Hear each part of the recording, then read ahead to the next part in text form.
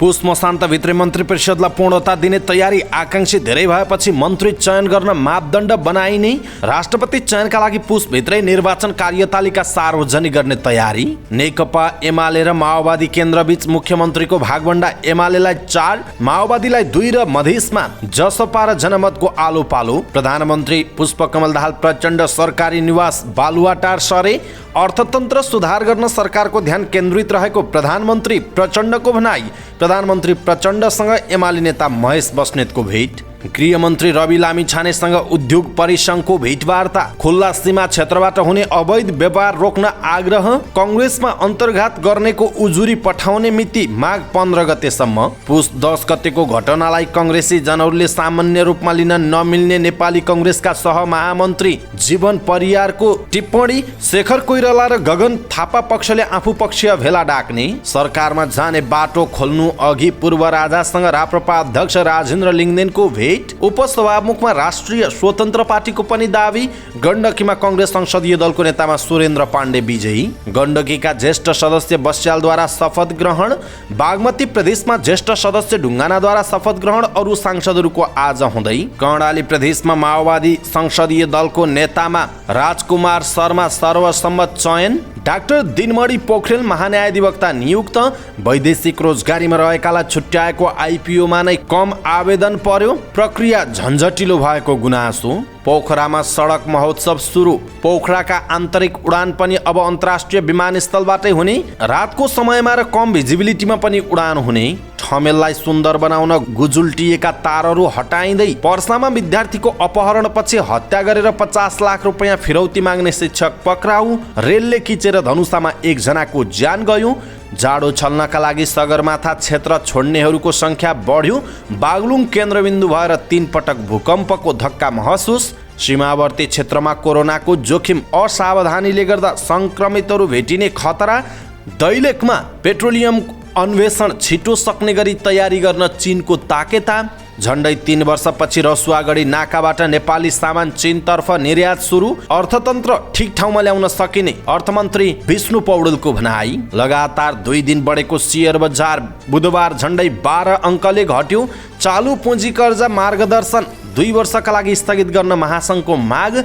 चीनमा बाक्लो कुहिरोका कारण पुलमा 200 वटा गाडी एक आपसमा ठोकिए। स्पेनी क्लब कासेरेन्यूले गण्डकी 11लाई 3-0 हरायो। नेपाल T20 लिगमा विराटनगरको पहिलो जित। पोखराको लगातार 4थो हार। नेपाल T20मा सुपर ओभरमा लुम्बिनीले फार वेस्टलाई हरायो। र समाचार पार्टी हेल्थ टिप्स अन्तर्गत आज हामी स्मरण शक्ति बढाउने उपायको विषयमा जानकारी दिनेछौँ। हामीलाई अन्तिमसम्म हेर्नुहोला। दर्शक महानुभाव नमस्कार। समाचारपाटी.com को न्यूज बुलेटिनमा यहाँलाई हार्दिक स्वागत छ। म प्रहलाद चन्द्र घिमिरे। आज मिति विक्रम सम्वत 2079 साल पुसको 14 गते बिहीबार इस्वीसम्म सन् 2022 डिसेम्बर 29 तारिक। सदाको झैँ आज पनि हामी उपस्थित भएका छौँ आजका महत्त्वपूर्ण समाचार, ब्रेकिङ न्युज अपडेट लगायत तपाईँलाई काम लाग्ने हेर्नै पर्ने महत्त्वपूर्ण खबरहरू लिएर। हामीलाई अन्तिमसम्म हेर्नुहोला। हाम्रो मेहनतका लागि यो भिडियोमा एउटा लाइक अवश्य गर्नुहोला। दर्शक महानुभाव, पलपलको न्युज अपडेटका लागि हाम्रो च्यानललाई तपाईँले अहिलेसम्म सब्स्क्राइब गर्नुभएको छैन भने कृपया सब्स्क्राइब गर्नुहोस् अनि नजिकै आउने बेल आइकनलाई क्लिक गर्नुहोला। दैनिक रूपमा हेर्नुहुन्छ भने रेगुलर भनेर लेख्नुहोला। आज पहिलोचोटि हेर्दै हुनुहुन्छ भने फर्स्ट टाइम भनेर लेखिदिनुहोला। दर्शक महानुभाव, देशभित्र हुनुहुन्छ भने आफू रहेको गाउँ ठाउँ सहर जिल्लाको नाम लेख्नुहोला। विदेशमा हुनुहुन्छ भने कुन देशबाट हेरिरहनु भएको छ त्यो कुरा तलको कमेन्ट बक्समा कमेन्ट गर्नुहोला। आउनुहोस् दर्शक महानुभाव, आजका महत्त्वपूर्ण समाचार सुरु गरौँ पुस मसान्तभित्र मन्त्री परिषदलाई पूर्णता दिने तयारी गरिएको प्रसङ्गबाट। 7 दल र 3 स्वतन्त्र सांसदको समर्थनमा प्रधानमन्त्री बन्नुभएका माओवादी केन्द्रका अध्यक्ष पुष्पकमल दाहाल प्रचण्डले पुस मसान्तभित्रै मन्त्री परिषदलाई पूर्णता दिने तयारी गर्नुभएको छ।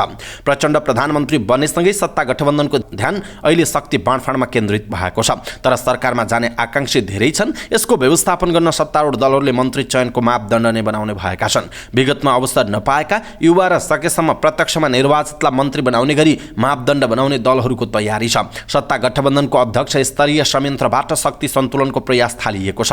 गएको सोमबार प्रधानमन्त्री प्रचण्डको नेतृत्वमा 8 सदस्यीय मन्त्रीमण्डल गठन भएसँगै सरकारलाई पूर्णता दिनेबारे आन्तरिक छलफल सुरु भएको हो। सत्ता गठबन्धनमा सामेल केही दलले अझै सरकारमा सामेल हुने वा नहुने बारेमा निर्णय गर्न सकेका छैनन्। जसपा, राप्रपा र नागरिक उन्मुक्ति पार्टीले सरकारमा जानेबारे निर्णय गर्न बाँकी नै छ।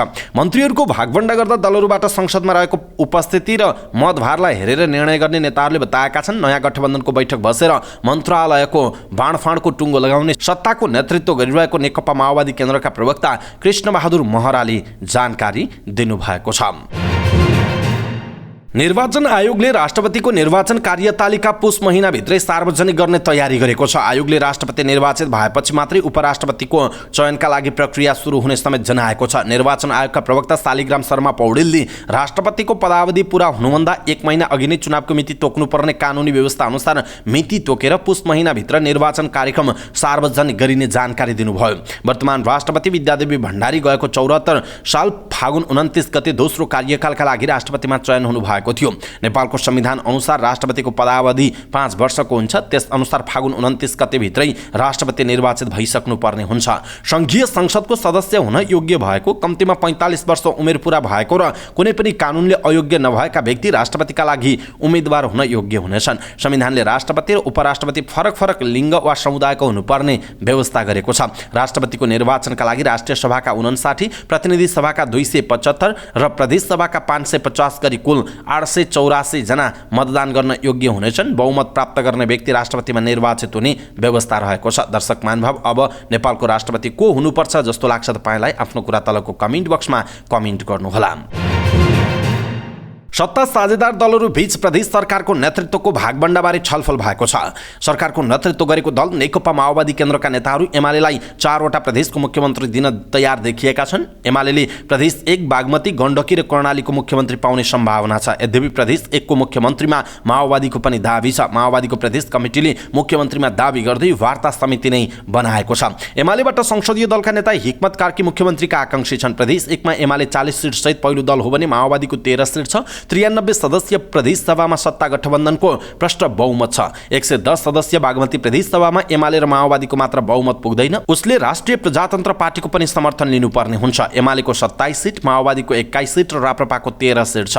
यहाँ पनि माओवादीका शालिग्राम जमरखटेल, गंगा श्रेष्ठ सरल सहयात्री मुख्यमन्त्रीका आकांक्षी रहेका छन्। 60 सदस्यीय गण्डकी प्रदेश सभामा एमालेको 22 र माओवादी केन्द्रको 8 सिट छ। यहाँ पनि सरकार गठन गर्न राप्रपाको समर्थन चाहिन्छ। एमालेले सरकारको नेतृत्व पाएको अवस्थामा स्थायी कमिटी सदस्य खगराज अधिकारी मुख्यमन्त्री बन्नुहुनेछ। कर्णाली एमालेको भागमा परेमा एमलाल कणेल मुख्यमन्त्री हुनुहुनेछ।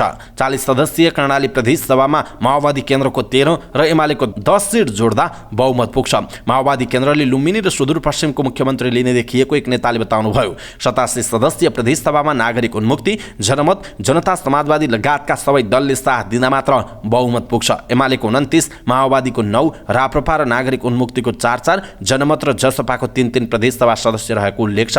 सुदूरपश्चिम प्रदेशमा पनि सरकार निर्माणमा नागरिक उन्मुक्ति निर्णायक हुनेछ। 53 सदस्यीय प्रदेश सभामा माओवादीको 11, एमालेको 10, नागरिक उन्मुक्तिको 11 र राप्रपाको 1 सिट छ। यो प्रदेशमा सरकारको नेतृत्व माओवादीले पाएमा प्रदेश अध्यक्ष समेत रहेका खगराज भट्ट मुख्यमन्त्री बन्ने सम्भावना छ। मध्य प्रदेशको नेतृत्वमा भने जनता समाजवादी र जनमत पार्टी बीच आलुपालो गर्ने गरी सहमतिको प्रयास भइरहेको छ। 107 सदस्यीय प्रदेश सभामा एमाले 23 सिट सहित पहिलो दल हो भने जसपाको 16, जनमतको 13 र माओवादी केन्द्रका 8 सांसद रहेको जनाइएको छ। प्रधानमन्त्री पुष्पकमल दाहाल प्रचण्ड प्रधानमन्त्रीको सरकारी निवास बालुवाटारमा सर्नु भएको छ। बुधबार बेलुकी उहाँ बालुवाटार सर्नु भएको हो। प्रधानमन्त्री प्रचण्ड ज्योतिषीले निकालेको शुभ साइतमा पूजापाठ गरेर बालुवाटार प्रवेश गर्नु भएको हो। प्रधानमन्त्री प्रचण्ड बालुवाटारमा प्रवेश गरेपछि शहरी विकास मन्त्रालयका सचिव सुरेश आचार्यले निवासको साँचो प्रधानमन्त्री पुत्री गंगा दाहाललाई हस्तान्तरण गर्नु भएको छ। यसअघि बुधबार दिउँसो नै निवर्तमान प्रधानमन्त्री शेरबहादुर देउवा बालुवाटारबाट धुम्बाराहीमा भाडाको घरमा सर्नु भएको थियो। नीलकण्ठमा रहेको उहाँको निजी निवास अहिले मर्मत भइरहेकाले देउवा धुम्बाराहीमा रहेको भाडाको घरमा सरेको जनाइएको छ। प्रधानमन्त्री पुष्पकमल दाहाल प्रचण्डले देशको अर्थतन्त्र सुधारमा सरकारको मुख्य ध्यान केन्द्रित भएको बताउनुभयो। बुधबार नेपाल चेम्बर अफ कमर्सका पदाधिकारीहरूसँगको भेटमा प्रधानमन्त्री प्रचण्डले अर्थतन्त्रमा पछिल्लो समय देखिएको समस्याबारे आफू जानकार रहेको बताउनुभयो। उहाँले अर्थतन्त्रको वर्तमान चुनौतीलाई अवसरमा बदल्न सरकार प्रतिबद्ध रहेको पनि बताउनुभयो। भेटमा चेम्बरका अध्यक्ष सजेन्द्र मल्लले विद्यमान आर्थिक अवस्थाबारे सरकारको ध्यानाकर्षण गराउनु भएको थियो। नेकपा एमालेका नेता महेश बस्नेतले प्रधानमन्त्री पुष्पकमल दाहाल प्रचण्डसँग भेट गर्नु भएको छ। बुधबार बेलुकी एमाले नेता बस्नेतले प्रधानमन्त्री प्रचण्डसँग भेट गर्नु भएको हो। बस्नेतले प्रधानमन्त्री प्रचण्डलाई बधाई तथा सफल कार्यकालको कामना पनि गर्नुभयो। उहाँले विगतको कमजोरीको समीक्षा गरेर वाम दलहरूबीच एकता र सहकार्य गर्दै सुखी नेपाली समृद्ध नेपाल निर्माणको अभियानमा अगाडि बढ्न सफलता मिलोस् भन्ने कामना पनि गर्नुभएको छ। नेपाल उद्योग परिसङ्घले नवनियुक्त उप प्रधानमन्त्री एवं गृहमन्त्री रवि लामिछानेसँग भेटवार्ता गरेको छ। नेपाल उद्योग परिसङ्घका अध्यक्ष विष्णु कुमार अग्रवाल नेतृत्वको परिसङ्घ टोलीले बुधबार गृह मन्त्रालयमा मन्त्री लामिछानेलाई भेट गरी बधाई तथा शुभकामना दिँदै उद्योगी व्यवसायको समस्या, सीमा क्षेत्रमा भइरहेको अवैध कारोबार लगायतका विषयमा जानकारी गराएको छ। परिसङ्घका अध्यक्ष अग्रवालले मागमा आएको उच्च सङ्कुचन, उच्च ब्याजदर, लगानीयोग्य पुँजीको अभाव जस्ता कारणले उद्योगी व्यवसायको मनोबल निकै खस्किएको बताउनुभयो। केही बाहेक धेरैजसो वस्तुको मागमा 30 देखि 70% कमी आउँदा उद्योगी व्यवसाय आत्तिरहेको उहाँले बताउनु भएको छ। भेटमा गृहमन्त्री रवि लामिछानेले देशको अर्थतन्त्र सङ्कटोन्मुख रहेको भन्दै सुधारका लागि आफ्नो मन्त्रालयले गर्नुपर्ने काम प्रभावकारी रूपमा सम्पादन गर्ने प्रतिबद्धता व्यक्त गर्नुभयो। उहाँले उद्योगी व्यवसायको समस्या समाधानका लागि आफ्नो मन्त्रालयले गर्नुपर्ने कामलाई सधैँ उच्च प्राथमिकतामा राख्ने पनि बताउनु भएको छ। नेपाली कङ्ग्रेसले चुनावमा पार्टीका उम्मेदवारलाई अन्तर्घात गरी असहयोग गर्नेको उजुरी केन्द्रमा पठाउने मिति आउँदो माघ 15 गतेसम्म निर्धारण गरेको छ। गएको मङ्सिर 4 गते सम्पन्न प्रतिनिधि सभा र प्रदेश सभा सदस्य चुनावमा अन्तर्घात गर्नेको उजुरी पठाउने समय यसअघि पुस 15 गतेसम्म निर्धारण गरेकोमा पार्टीका स्थानीय तहबाट म्याद थप्नुपर्ने सिफारिस अनुसार अवधि थप गरिएको पार्टी कार्यालयले जनाएको छ। कङ्ग्रेसले चुनावमा पार्टीका उम्मेदवारलाई अन्तर्घात गरी असहयोग गर्नेको उजुरी प्रदेश एवं जिल्ला अनुशासन समितिबाट निर्णय गरी केन्द्रीय अनुशासन समितिमा पठाउन पत्राचार गरेको छ। नेपाली कङ्ग्रेसका सहमहामन्त्री जीवन परियारले पुस 10 गतेको घटनालाई कङ्ग्रेसीहरूले सामान्य रूपमा लिन नमिल्ने बताउनुभयो। बुधबार कङ्ग्रेस संस्थापन इतरको भेटघाटका क्रममा सहमहामन्त्री परियारले यस्तो बताउनु भएको हो। उहाँले कङ्ग्रेस देशकै ठुलो पार्टी भएर पनि सरकारको नेतृत्व गर्न नसकेको कुराले पार्टीमा ठुलो तात्विक असर परेको बताउनुभयो। राजनैतिक रूपमा ठुलो पार्टी भएर पनि सरकारको नेतृत्व गर्नबाट चुक्नुले देशलाई तरङ्गित बनाएको उहाँको भनाइरहेको छ। पार्टीका अर्का सहमहामन्त्री बद्री पाण्डेले पार्टी पङ्क्तिमा निराशा छाएको कुराले नागरिकमा पनि निराशा छाएको भन्दै राजनीतिक घटनाक्रमबारे केन्द्रीय कार्य समितिको बैठकमा गम्भीर समीक्षा हुनुपर्ने बताउनु भएको छ। नेपाली कङ्ग्रेसको शेखर गगन पक्षले आफू पक्ष नेताहरूको भेला बोलाउने भएको छ। उक्त पक्षको बुधबार बिहान बसेको शीर्ष नेताहरूको बैठकले आफ्नो पक्षको बैठक बोलाउने निर्णय गरेको छ। हामीले सामान्य छलफल गर्यौं। केन्द्रीय समिति र प्रदेश समितिमा जितेका हारेका सबैलाई बोलाएर अहिलेको समग्र परिस्थितिमा छलफल गर्ने कुरा भएको छ। बैठकमा सहभागी नेता अर्जुन नरसिंह केसीले भन्नुभएको छ। यो समूहको बैठक केन्द्रीय समितिको बैठक अघि नै डाकिनेछ। सभापति शेरबहादुर देउवाले केन्द्रीय समितिको बैठक पुसको 22 गते बस्ने गरी बोलाउनु भएको छ। बुधबारको बैठकमा प्रदेश संसदीय दलको नेतामा उम्मेदवारी दिने वा कसलाई सहयोग गर्ने भन्ने विषयमा पनि छलफल भएको थियो। प्रदेश संसदीय दलमा आफ्नो पक्षको उम्मेदवारका बारेमा निर्णय लिन प्रदेश सभापतिमा प्रतिस्पर्धा गरेका आफू पक्ष नेतालाई जिम्मेवारी दिइएको जनाइएको छ। बैठकमा नेता डाक्टर शेखर कोइराला, उपसभापति धनराज गुरुङ, महामन्त्री गगन थापा, सहमहामन्त्री द्वय जीवन परियार, बद्री पाण्डे, नेताहरू अर्जुन नरसिंह केसी, चन्द्र भण्डारी, मिनेन्द्र रिजाल, रामकृष्ण यादव, सरिता प्रसाई लगायतको उपस्थिति रहेको थियो। नेकपा माओवादी केन्द्रका अध्यक्ष पुष्पकमल दाहाल प्रचण्डलाई प्रधानमन्त्री बनाउन सहयोग गरेको राप्रपा सरकारमा सहभागी भएको छैन। अध्यक्ष राजेन्द्र लिङदेनले सरकारमा जाने वा नजानेबारे निर्णय गर्न बुधबार केन्द्रीय कार्य सम्पादन समितिको बैठक बोलाउनु भएको थियो। बैठकको अघिल्लो दिन लिङदेनले सुटुक्क बाराको सिमरा पुगेर पूर्व राजा ज्ञानेन्द्र शाहलाई भेट्नु भएको छ। लिङदेनले ज्ञानेन्द्रसँग भएको भेट बाहिर ल्याउन चाहेका थिएन, तर पार्टीका बैठकमा नेताहरूले प्रश्न उठाएका छन्। पूर्व राजा ज्ञानेन्द्र शाहसँग के कुरा गर्नुभयो? स्रोतका अनुसार झण्डै 6 घण्टा चलेको बैठकमा नेताहरूले अध्यक्ष लिङदेनलाई सरकारलाई दिएको समर्थनको अवस्था 30 दिनभित्र के हुन्छ र वरिष्ठ उपाध्यक्ष रविन्द्र मिश्रले फेसबुकमा लेखेको कुरा के हो भनेर प्रश्न गरेका छन्। उच्च स्रोतका अनुसार सिमरामा ज्ञानेन्द्र र लिङदेन बीच लामो कुराकानी भएको थियो। त्यसमा भर्खरैको राजनैतिक विकासक्रम, प्रचण्डको सत्तारोहणमा राप्रपाको समर्थन लगायतका विषयमा कुराकानी भएको हो। सशस्त्र विद्रोहबाट आएको माओवादी नेतृत्वको सरकारलाई राप्रपाले यसअघि समर्थन गरेको थिएन। यो पटक प्रचण्डलाई प्रधानमन्त्री बनाउन राष्ट्रिय स्वतन्त्र पार्टीसँगै राप्रपा निर्णायक बन्यो। प्रचण्डले प्रधानमन्त्री नियुक्तिका लागि राष्ट्रपति समक्ष दाबी पेश गर्ने क्रममा नै राप्रपाले समर्थन गरेको थियो।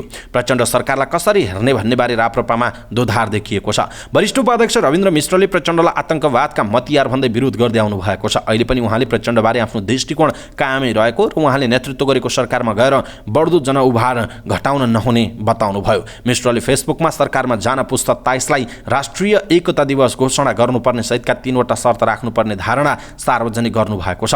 बुधबार कार्य सम्पादन समितिका बहुसंख्यक सदस्यले भने सरकारमा जानुपर्ने बताएका छन्। महामन्त्री भुवन पाठकले त अध्यक्ष राजेन्द्र लिङ्गदेनको नेतृत्वमा सरकारमा जानुपर्ने बताएको एक सहभागीले बताउनुभयो। पार्टी सरकारमा जाने सङ्केत देखिएपछि मिश्रले न्यूनतम साझा कार्यक्रम बनाउँदा राप्रपाका एजेन्डा समावेश गर्नुपर्ने बताउनुभयो। अहिले सरकारमा जाँदा डेलिभरी गर्न गाह्रो हुन सक्छ, त्यसैले जनमत भड्किन पनि सक्छ, मिश्रको भनाइ उद्धृत गर्दै बैठक स्रोतले भनेको छ।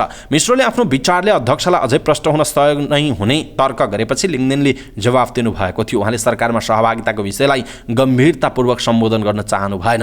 अहिले नै सरकारको बारेमा टिप्पणी गर्न हतार हुन्छ। भर्खरै त समर्थन दिइएको छ। बैठकपछि राप्रपाका एक नेताले लिङ्गदेनको भनाइ उद्धृत गर्दै भन्नुभयो, पहिले प्रचण्डले कसरी काम गर्नुहुन्छ त्यसमा एमाले र अरू पार्टीहरूको दृष्टिकोण कस्तो हुन्छ भन्ने पनि हेर्दै जाउँ न, किन हतार गर्नु। बैठकले राष्ट्रियता, राष्ट्रिय एकता, सुशासन, विकासका एजेन्डा र सेवा प्रवाहलाई एजेन्डा बनाउने र त्यसलाई सरकारको न्यूनतम साझा कार्यक्रममा समावेश गरी सरकारमा जाने निर्णय गरेको हो। उपाध्यक्ष बुद्धिमान तामाङ भन्नुहुन्छ, न्यूनतम साझा कार्यक्रममा सहमति भयो भने सरकारमा जान्छौँ उहाँको भनाइ छ। यसको अर्थ सरकारमा जाने औपचारिक निर्णय नगरे पनि राप्रपाले सरकारमा जाने सम्भावना कायमै राखेको जनाइएको छ।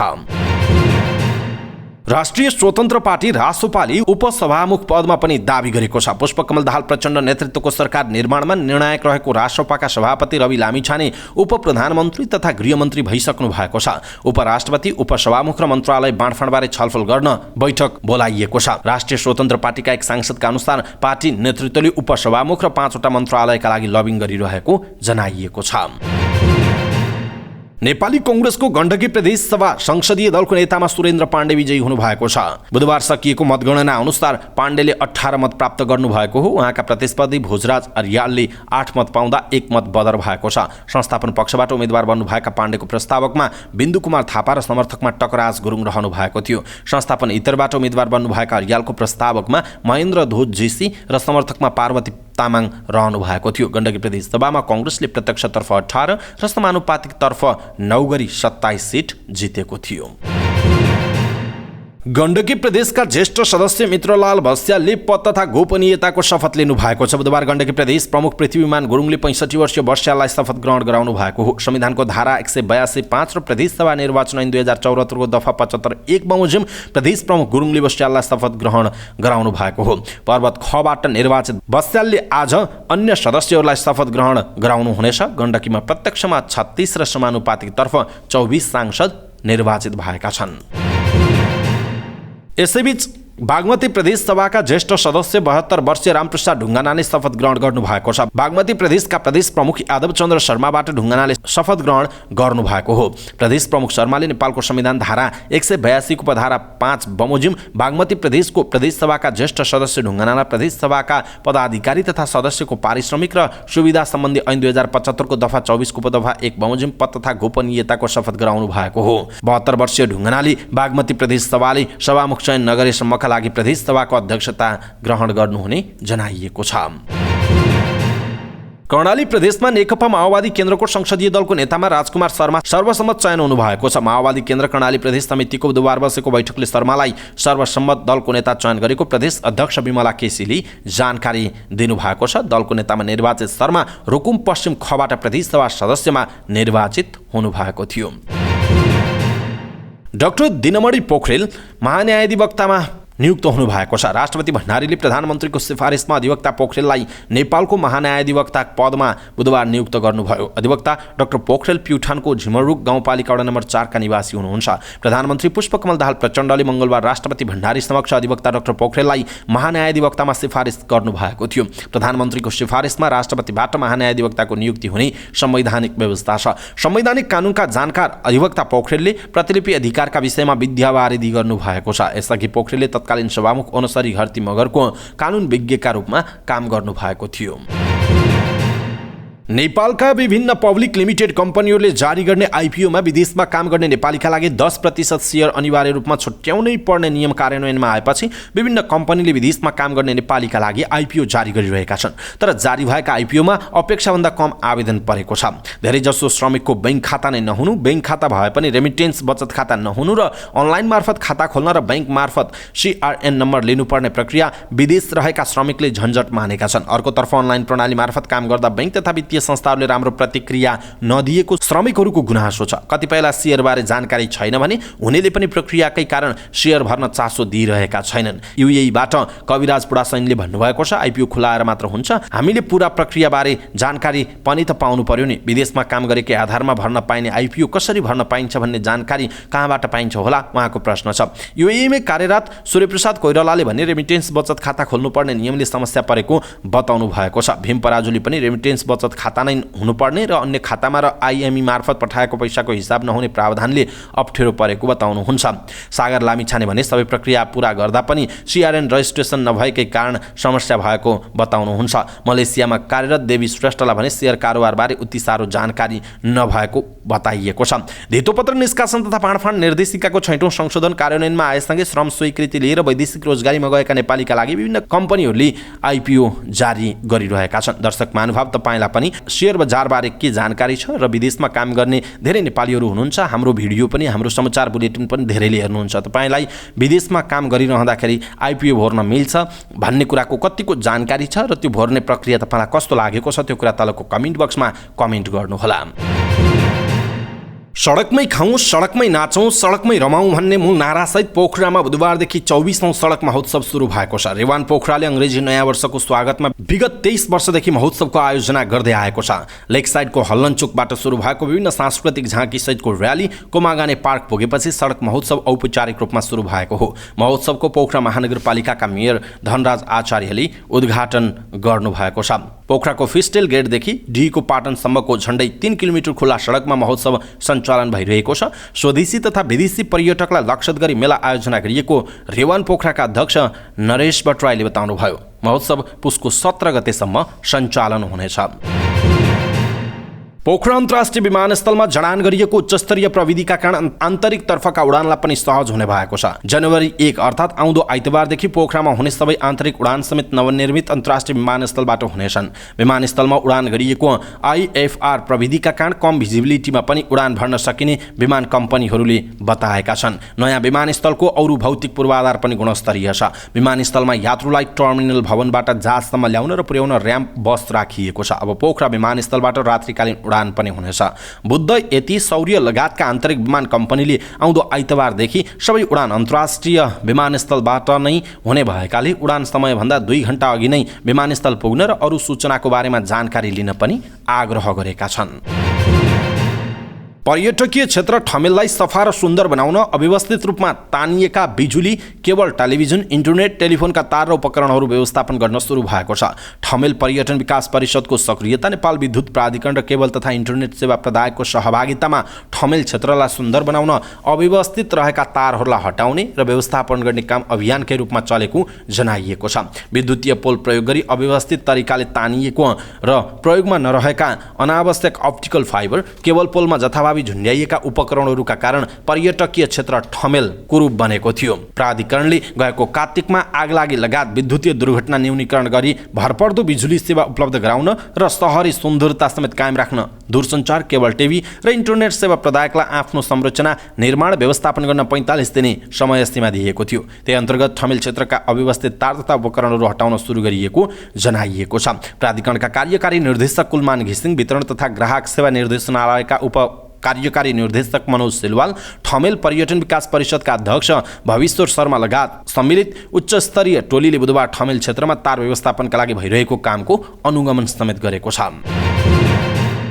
पर्सामा आफ्नै विद्यार्थीको अपहरणपछि हत्या गरेको आरोपमा शिक्षकसहित 2 जना पक्राउ परेका छन्। वीरगञ्जमा रहेको गुरुकुल इङ्ग्लिस बोर्डिङ स्कुलमा अध्ययनरत 14 वर्षका विद्यार्थी निरज कुमार पासवानको अपहरणपछि हत्या गरेको आरोपमा त्यही विद्यालयका शिक्षक दिलीप कुमार पटेल र वीरगञ्ज महानगरपालिका वडा नम्बर 17 का श्याम प्रसाद यादवलाई पक्राउ गरेको प्रहरी नायब उपरीक्षक दीपक गिरीले जानकारी दिनुभयो। विद्यार्थीको अपहरणपछि 50 लाख रुपैयाँ फिरौती मागेको मेसेजको आधारमा अनुसन्धान गर्दै जाँदा उनीहरूलाई पक्राउ गरिएको प्रहरी नायब उपरीक्षक डीएसपी गिरीले बताउनुभयो। कक्षा 8 मा अध्ययन गर्ने निरज हराएको भन्दै परिवारले गएको मक्सिर 8 गते जिल्ला प्रहरी कार्यालयमा खबर गरेपछि प्रहरीले अनुसन्धान सुरु गरेको थियो। अनुसन्धानका क्रममा मक्सिर 20 गते निरजका बुबा श्रीराम हजरा दुस्तादको मोबाइलमा फिरौती मागेको मेसेज देखिएको र त्यही आधारमा शिक्षक पटेल र यादवलाई पक्राउ गरिएको डीएसपी गिरीले बताउनुभयो। दुवै जनाले अपहरणपछि हत्या गरेको स्वीकार गरेको प्रहरीले जनाएको छ। निरजको शव विद्यालयको पुरानो भवन रहेको शौचालयको सेफ्टी ट्याङ्कीमा गाडिएको अवस्थामा भेटिएको छ।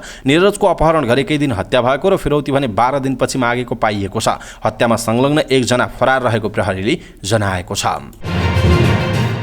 रेलले किचेर धनुषामा 1 जनाको ज्यान गएको छ। जयनगरबाट जनकपुर धामका लागि छुटेको रेलले किचेर नगरायन नगरपालिका राघवपुरका 35 वर्षीय पूरन सादाको ज्यान गएको जिल्ला प्रहरी कार्यालय धनुषाले जनाएको छ। धनुषाको विदेह नगरपालिका वैदेही स्टेसनमा रेल चढ्न लागेका बेला खुट्टा अड्किएका व्यक्तिको रेलले किचेर ज्यान गएको प्रहरीको भनाइ छ। रेलमा जबरजस्ती चढ्न लाग्दा खुट्टा फसेर लिगमा खसेका ती व्यक्तिको ज्यान गएको नेपाल रेलवेका महाप्रबन्धक निरञ्जन झाले पनि पुष्टि गर्नुभयो।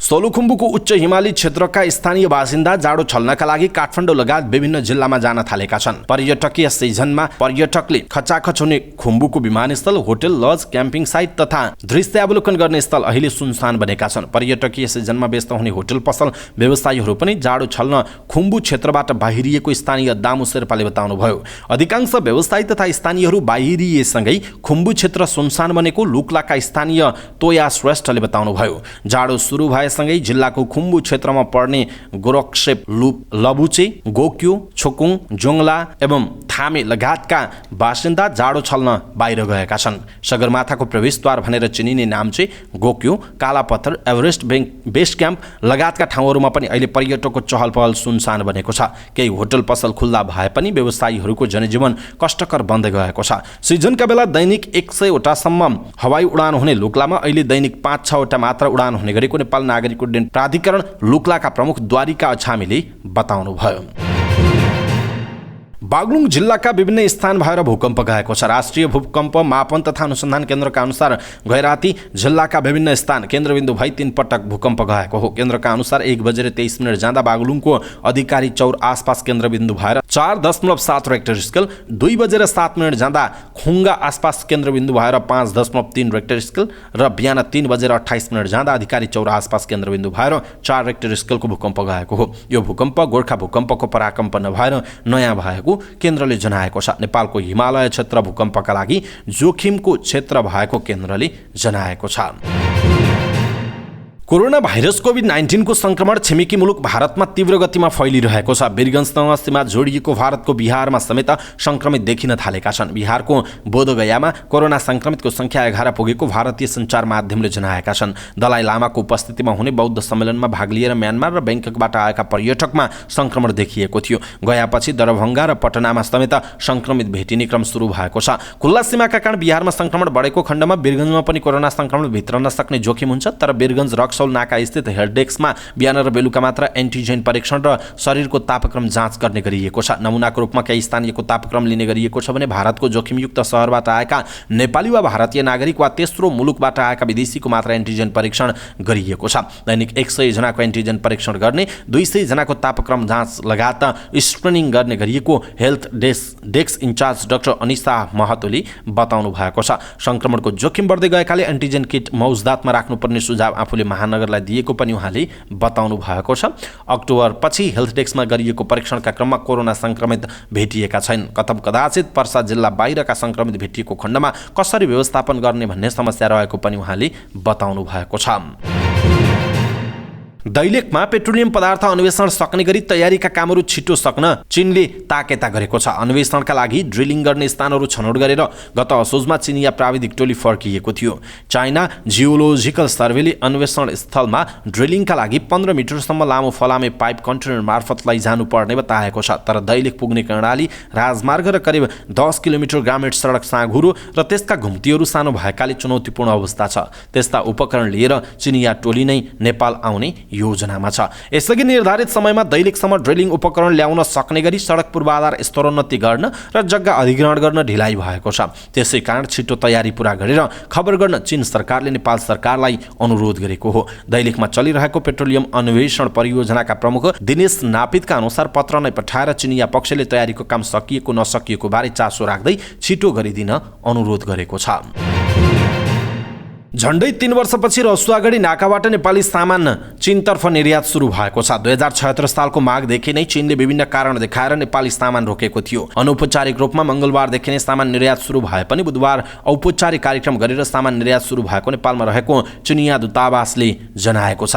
नेपाली सामानले भरिएका 6वटा कार्गो ट्रक बन्दरगाह हुँदै चीनतर्फ गएको दूतावासले उल्लेख गरेको छ। बुधबारदेखि औपचारिक रूपमै रसुवागढीबाट केरुङ हुँदै सामान निर्यात सुरु भएको लासाका महावाणिज्य दूत नवराज ढकालले जानकारी दिनुभयो। मंगलबार 50 लाख नेपाली रुपैयाँ बराबरका सामान बोकेको 8वटा कन्टेनर चीन गएको रसुवा भन्सार कार्यालयले जनाएको छ। रसुवागढी नाका भएर मैदा, बेसार, खुर्सानी, बाँसका मुढा, कुचो, हस्तकला लगायतका 183 वटा भन्दा बढी प्रकारका सामग्री चीन निर्यात हुँदै आएका छन्। चीनले कोरोना महामारीलाई देखाएर नेपाली सामान रोक्नुका साथै चीनबाट नेपालमा हुने आयातमा पनि कडाई गर्दै आएको थियो। नयाँ सरकार गठन हुने बित्तिकै चीनले नेपाली सामान खुल्ला गर्नुलाई भने अर्थपूर्ण रूपमा लिएको छ।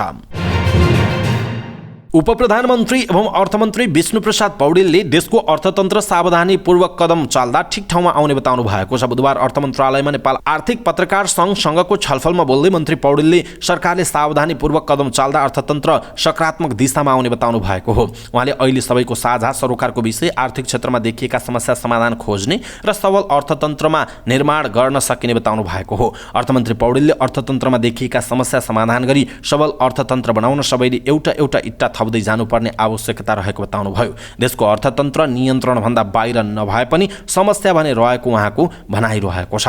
मन्त्री पौडेलले अर्थतन्त्रलाई सबल बनाउनका लागि आर्थिक पत्रकारले रचनात्मक भूमिका खेल्नुपर्ने पनि बताउनु भएको छ।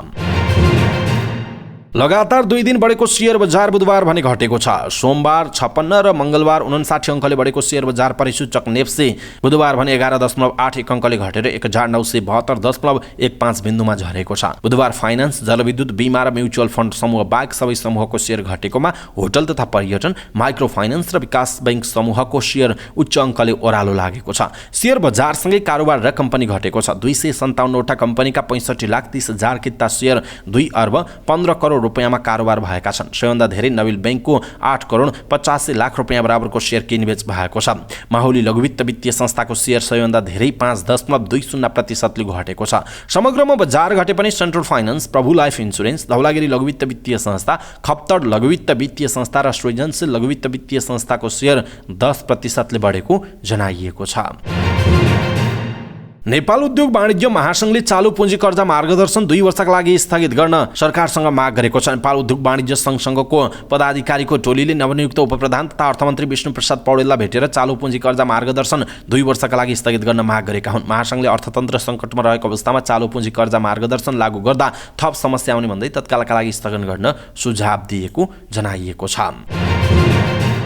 चीनको मध्य क्षेत्रमा रहेको एक राजमार्गमा 100औं गाडी दुर्घटनाग्रस्त भएको चीनको सरकारी प्रसारक सीसीटीभीले जानकारी दिएको छ। दुर्घटनामा एकजनाको ज्यान गएको छ। सडकदेखि माथि आकाशबाट लिएको तस्बिरमा बाक्लो हुसुकका कारण सडक नदेखिँदा दुर्घटनाग्रस्त 100औं यात्रुवाहक कार, भ्यान र लरीहरू राजमार्गको एक भागमा थुप्रिएको देखिएको छ। अनलाइनमा पोस्ट गरिएका अन्य भिडियोमा केही गाडी दुर्घटनाका कारण टुक्रा टुक्रा भएको देखिएको छ। हेनान प्रान्तको झ्याङझौ सहर नजिकै बाक्लो कुहिरोले कमजोर दृश्य भएका कारण दुर्घटना भएको र कम्तीमा 200 वटा गाडी दुर्घटनाग्रस्त भएको चिनिया सरकारी सञ्चार माध्यमले जनाएका छन्। बुधबार बिहान झ्याङझौको पहेँलो नदीको पुलमा अचानक कुहिरो लागेको थियो, जसका कारण धेरै गाडी आपसमा ठोकिएर दुर्घटना भएको थियो। झ्याङझौका अधिकारीलाई उद्धृत गर्दै सीसीटीभीले भनेको छ दुर्घटना लगत्तै आपतकालीन उद्धार गरिएको र दुर्घटनास्थललाई सामान्य गाडी सञ्चालन गर्नका लागि खाली गराएको उल्लेख छ। चीनमा कडा यातायात सुरक्षा नियम, कमजोर सडक संरचना साथै चालकको लापरवाहीका कारण सडक दुर्घटनाबाट वर्षेनै हजारौं नागरिकको अकालमा ज्यान जाने वा अङ्गभङ्ग हुने गर्छ। गएको सेप्टेम्बरमा दक्षिण पश्चिमी गुइझौ प्रान्तको क्वारेन्टिनमा जाँदै गरेको बस राजमार्गमा पल्टँदा 27 जनाको ज्यान गएको थियो।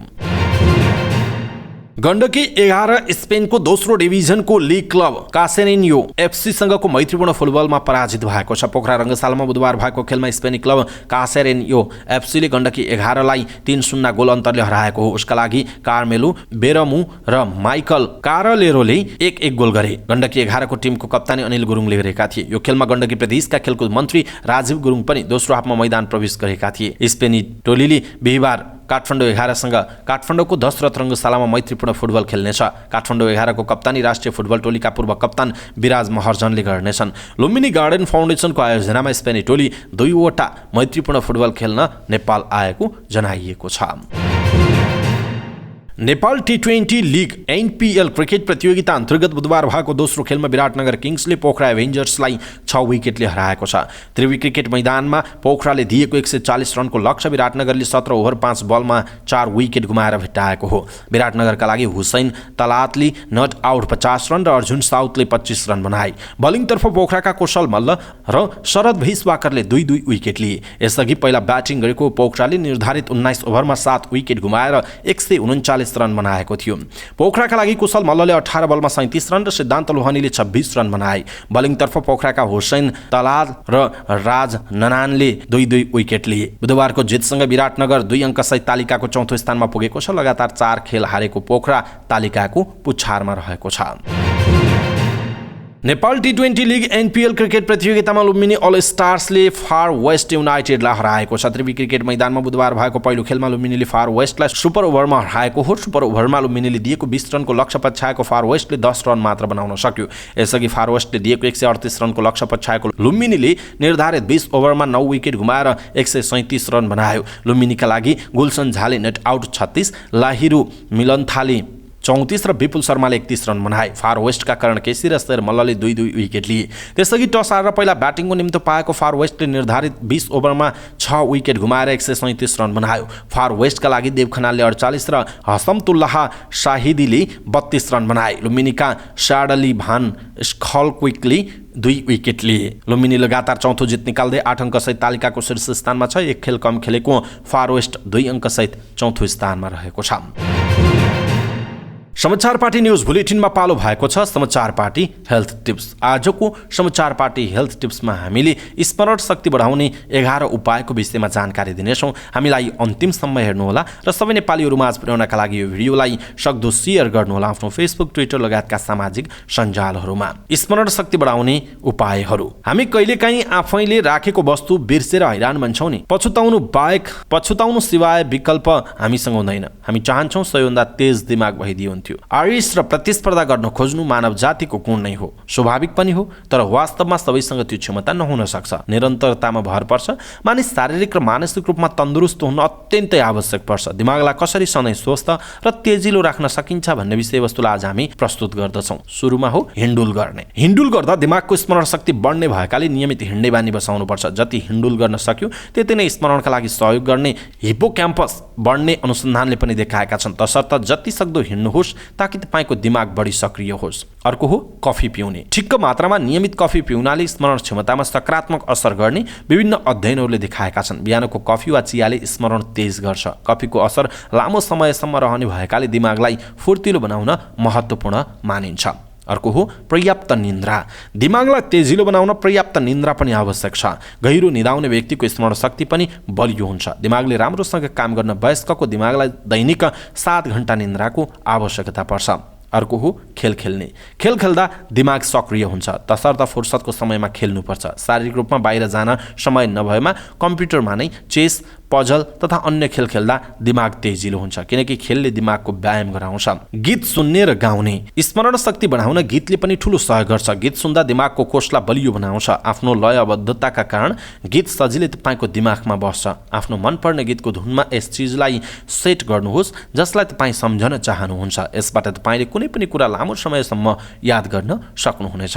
विषयलाई जोड्नुहोस्। तपाईँ जुन चिज सिकिरहनु भएको छ त्यसलाई पुरानो विषयसँग जोड्न सिक्नुहोस्। यसले तपाईँलाई दुवै कुराका बारेमा आवश्यक कुराहरू सम्झन सजिलो हुनेछ। दोहोर्याउनुहोस्। यदि कुनै चिजलाई मनमनै दोहोर्याउनुहुन्छ भने त्यसलाई सम्झिन सजिलो हुनेछ, अथवा कुनै पनि कुरालाई कागजमा निरन्तर लेखेर पनि स्मरण गर्न सक्नुहुनेछ। यसबाट लेखिएका शब्द स्मरण गर्न सजिलो हुनेछ। नयाँपन अपनाउनुहोस्। यदि तपाईँ कुनै घटनाक्रमलाई याद गर्ने प्रयास गरिरहनु भएको छ भने कुनै नौलो तरिका अपनाउनुहोस्। उदाहरणका लागि तपाईँ 9 वटा ग्रहको नाम सम्झने प्रयास गरिरहनु भएको छ भने my very educated mother just सोड अस 9 प्लानेटको तरिका अपनाउन सक्नुहुनेछ। यसमा हरेक शब्दको पहिलो अक्षरबाट ग्रहको नाम आउँछ, अथवा सूत्रबद्ध रूपमा पनि शब्द सम्झन सक्नुहुनेछ।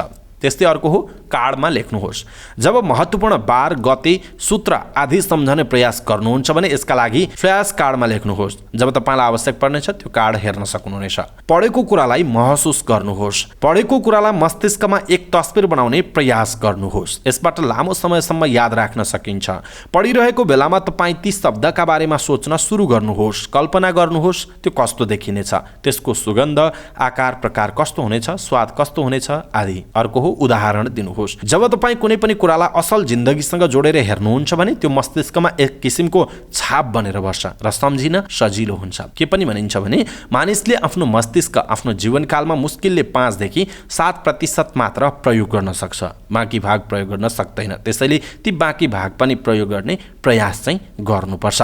दर्शक महानुभाव, आज हामीले यहाँहरूलाई स्मरण शक्ति बढाउने उपायको विषयमा जानकारी दियौँ। तपाईँलाई कस्तो लाग्यो आफ्नो धारणा तलको कमेन्ट बक्समा कमेन्ट गर्नुहोला। दैनिक रूपमा समाचारको अन्त्यमा हामीले हेल्थ टिप्स प्रस्तुत गर्दै आइरहेका छौँ। हाम्रो यो अभियानप्रति तपाईँको धारणा के छ त्यो कुरा पनि तलको कमेन्ट बक्समा कमेन्ट गरिदिनुहोला। सबै नेपाली माझ पुर्याउनका लागि यो हेल्थ टिप्स आफ्नो फेसबुक, ट्विटर लगायतका सामाजिक सञ्जालमा सेयर गर्नुहोला। इष्टमित्र आफन्तलाई मेसेन्जरमा पठाइदिनुहोला।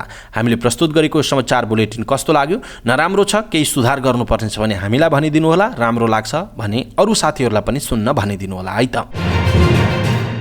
अवस्था दर्शक महानुभाव, आजका महत्त्वपूर्ण समाचार, ब्रेकिङ न्युज, न्युज अपडेट लगायत तपाईँलाई काम लाग्ने हेर्नै पर्ने महत्त्वपूर्ण खबरहरू यति नै। हामीले प्रस्तुत गरेका समाचारहरूप्रति तपाईँको धारणा के छ आफ्नो धारणा तलको कमेन्ट बक्समा कमेन्ट गर्न नबिर्सिनुहोला। पलपलको न्युज अपडेटका साथ फेरि हाम्रो भेट हुनेछ। तपाईँ समाचार पार्टी हेर्दै गर्नुहोस्। नमस्कार।